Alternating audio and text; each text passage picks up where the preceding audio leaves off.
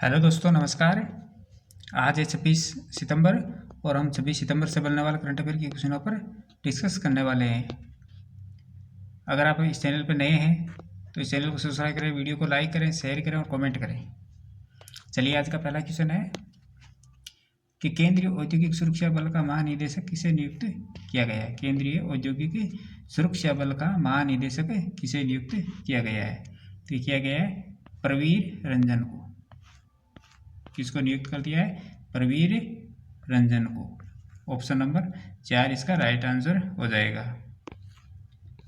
केंद्रीय औद्योगिक सुरक्षा बल का महानिदेशक प्रवीर रंजन को नियुक्त किया है। ये 1993 बैच के आईपीएस अधिकारी है जो कैबिनेट की नियुक्ति समिति के द्वारा यह जिम्मेदारी सौंपी गई है। जो नया महानिदेशक बनाया गया है वो प्रवीर रंजन को है। नियुक्ति कैबिनेट की जो नियुक्ति है वो समिति एसईसी के द्वारा दिया गया है। और इससे पहले ये सीआईएसएफ में विशेष महानिदेशक के पद पर नियुक्त थे।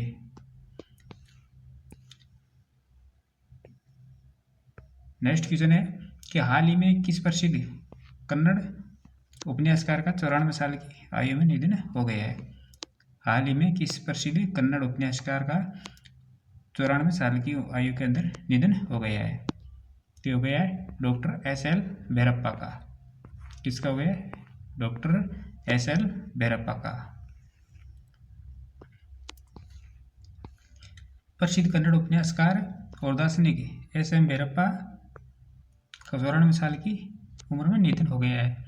एस.एल. भैरप्पा, इनका जो पूरा नाम है वह संत शिवरा लिंग नया भैरप्पा का है और ये कन्नड़ भाषा के सबसे अधिक बिकने वाले लेखों में से एक थे। और उनका उपन्यास जो पर्व है, वंश वृक्ष, ग्रहभंग, तंतु, मंदरा, नई नेरलू और आवरण, ये बहुत ही प्रसिद्ध इनके उपन्यास थे। और उन्हें सरस्वती सम्मान, पद्मश्री और पद्म भूषण जैसे सम्मानों से भी नवाजा गया है। नेक्स्ट क्वेश्चन है कि प्रधानमंत्री सूर्य घर योजना के तहत गुजरात का चौथा सौर गांव कौन बना है? प्रधानमंत्री सूर्य घर योजना के तहत गुजरात का चौथा सौर गांव कौन बना है? तो ये बना है धोरडो। कौन बन गया है? धोरडो गांव चौथा सौर गांव बन गया है। ऑप्शन नंबर 4 इसका राइट आंसर हो जाएगा।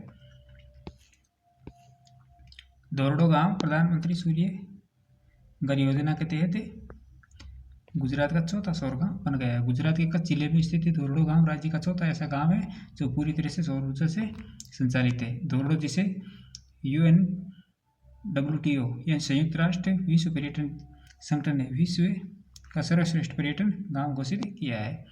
पहला गांव है वो है मोडेरा और दूसरा गांव है मसाली, तीसरा गांव जो मातेसरा या सुकी है और चौथा जो गांव है ये धोरडो बन गया है।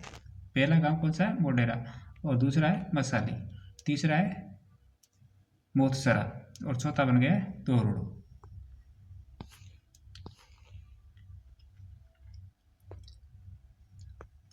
नेक्स्ट क्वेश्चन है कि भारत 25 से 28 सितंबर 2025 तक भारत मंडपम नई दिल्ली के अंदर कौन से संस्करण के वर्ल्ड फूड इंडिया की मेजबानी करेगा?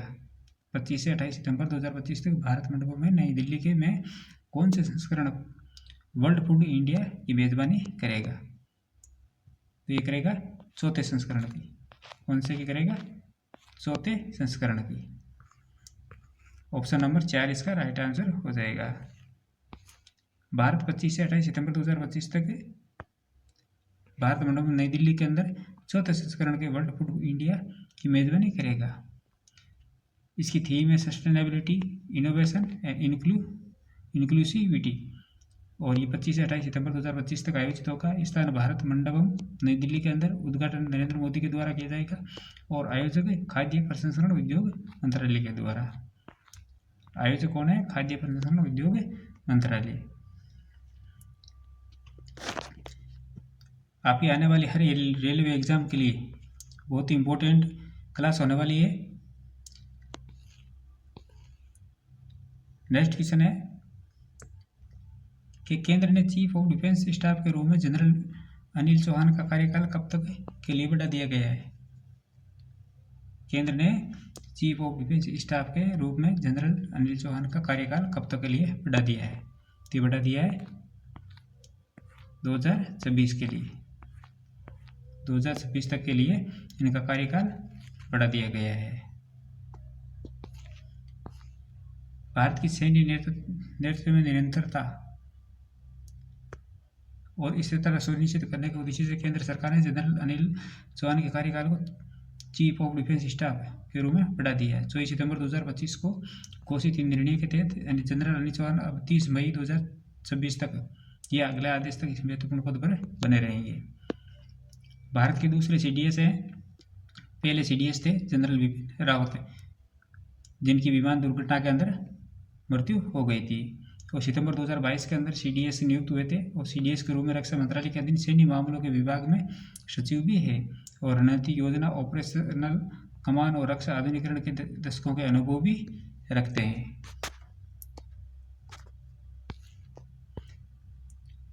हाल ही में किस देश ने देश में पहली रेल बेस्ड मोबाइल लॉन्चर से अग्नि प्राइम टेस्ट किए?